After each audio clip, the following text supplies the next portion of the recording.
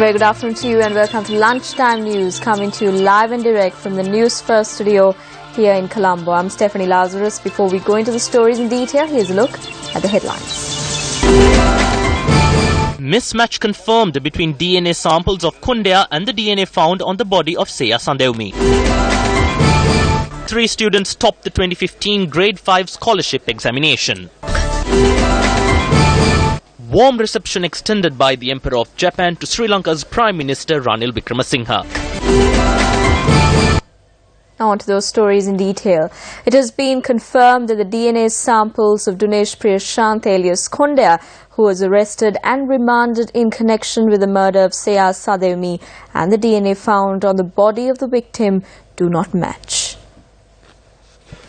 According to our reporter, the CID had informed the court of the findings of the Gene Tech Institute, which conducted the DNA test on the suspect. This was announced in court today by Minuwangoda Magistrate D.A. Ruan Patirana. Now on to a headline-making story. The results of the top scorers of the Grade 5 scholarship examination have been released by the Department of Examinations. Accordingly, WIS Kavinda Udanatha from Gampa, RMS Kavishka Vanigasekara from Malmadua and PVL Melanie Vijay Singha from Ussapitiya have obtained the highest marks of 196. The second highest mark of 195 has been obtained by TM Oshani Hansika Gayashani from Udubadava, GK Narindya Kauri Pereira from Vayangoda, N. Nihara Madhush Hansa from Kadavata, PM Vishwa Patiraja from Hangwalla, and W.A. Dulaj Netul Vijay Sekara from Delgoda. The third highest mark of 194 has been obtained by KG Savindu Aman from Akmimana, AJ Gaminda Sasmita from Ambalangoda, and APC Sanjan Abedira from Tangol. The Department of Examinations say that students have until the 23rd of October to appeal their scholarship results. The department adds that the appeals should be presented through the school principal. The results of the Grade 5 scholarship examinations that were released this morning can be obtained by logging on to www.doenets.lk or by logging on to www.results.exams.gov.lk. Students can also make use of the mobile service, which is available to obtain their results by sending a text message exam_GV_exam number to 1919. The highest cut-off mark for the Grade 5 scholarship examinations this year stands at 160. This mark will be in effect in the districts of Colombo, Gampha, Kalutara, Kandy, Matale, Mathara, Gaul, Kurnagala and Kegol. The cut-off mark for the Tamil medium in those districts stands at 154. Meanwhile, the cut-off marks for students in the Sinhala stream in the Hambantota and Ratnapura district stands at 158, while the cut-off mark for students in the districts of Mullaitivu, Ampara, Putlam, Badulla and Monoragala, who sat for their Grade 5 scholarship examinations in the Sinhala stream, stands at 155. The cut-off mark for students in the Anuradhapura and Polonnaru district stands at 156. The Department of Examinations noted that the cut-off mark for students who sat for their Grade 5 scholarship examinations in the districts of Norelia, Vaunia and Trincomalee stands at 153, while the cut-off marks for students who sat for their scholarship examinations in the Tamil stream from the districts of Norelia and Trincomalee is at 151. Meanwhile, today is day 4 of Prime Minister Ranil Wickremesinghe's official visit to Japan. The Premier met with Japanese Emperor Akihito today. The meeting was held at the Imperial Palace in Japan, and Wickremesinghe was extended a warm welcome by the Japanese Emperor. Emperor Akihito is the eldest son of the late Emperor Hirohito. Emperor Akihito succeeded his father as the 125th Emperor of Japan in 1989. Emperor Akihito is considered the world over as a proponent of human rights.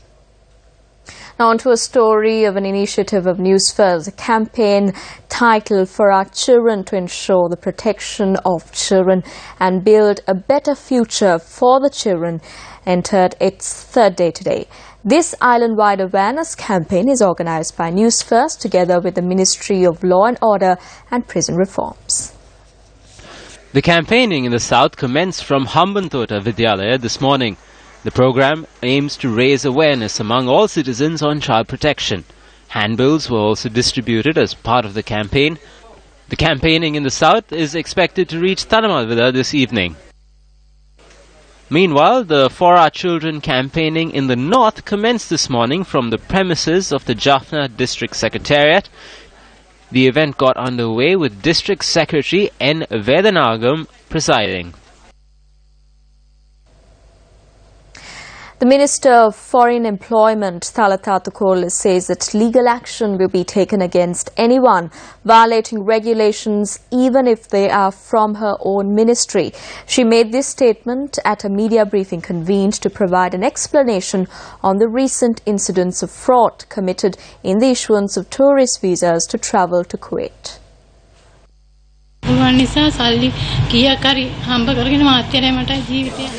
I obtained my passport from People's Park aiming to travel abroad and provide a better living condition for my family. They told me that a person who is overseas will contact me.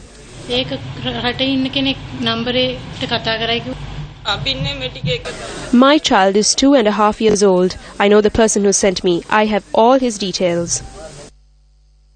11 people who travelled to Kuwait on tourist visas were sent back to Sri Lanka from a Kuwaiti airport upon their arrival. The country is put into an embarrassing situation internationally because of the acts of some people who are actively involved in forging passports and their involvement in finding illegal means to send people out of the country. On the other hand, this causes distress among the people who are in villages and who are leading a life of poverty. I will not deny that the ministry does not have any involvement in encouraging this act. People are being sent to other countries illegally through this influence. There are second-tier departments that are also involved in this, and there are also officials who aid these fraudulent acts.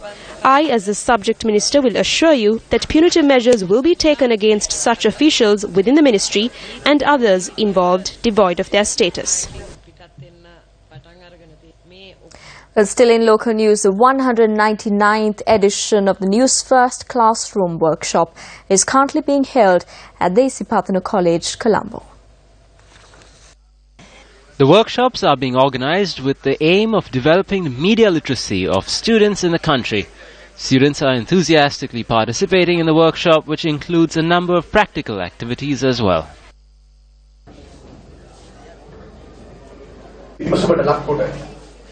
අද ඉස්මතන විද්‍යාලයට සිරස මාධ්‍යාලය ඒ වගේම නිවුස්පර්ස් මාධ්‍ය මේ ගමනින් ඉස්මතනේ අද නිවහනක් බවට පත් කරගෙන තිබෙනවා.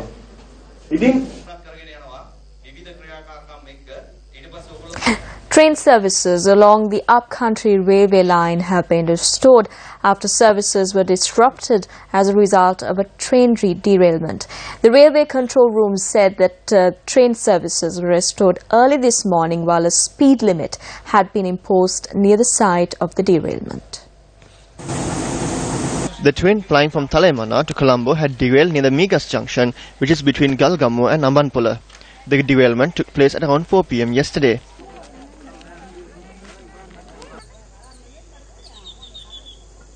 Our correspondent said that 2 compartments had derailed in the accident, adding that nearly 300 meters of the railway line had been damaged as a result of the derailment.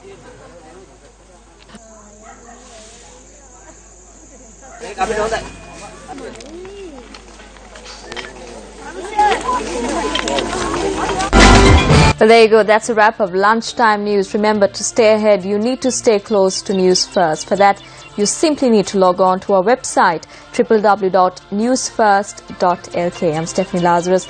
Your latest news update will come your way at 1:55. Take care.